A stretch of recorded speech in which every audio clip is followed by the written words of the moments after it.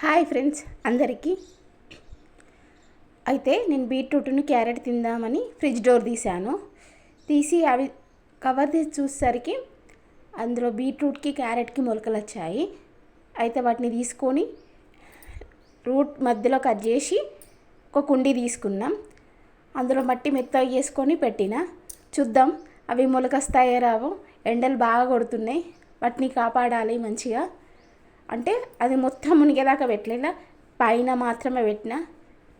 బాగా లోపలికి పెడితే ఎనుకుంటుందో ఎనుకోదో మరి అని చూద్దాం ఫ్రెండ్స్.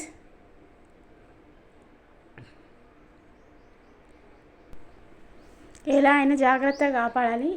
ఫస్ట్ టైం పెట్టిన, చూద్దాం. ఈసారి బీట్రూట్ను క్యారెట్ మొలకలు రావాలని అనుకుంటున్నా. వాటిని అయితే రోజు జాగ్రత్తగా వాటర్ స్ప్రే చేసైనా కాపాడాలి, ఎండ నుంచి ఎండిపోకుండా. చూద్దాం, ఇక రోజైతే వాటర్ పోయాలి, జాగ్రత్తగా కాపాడుకోవాలి.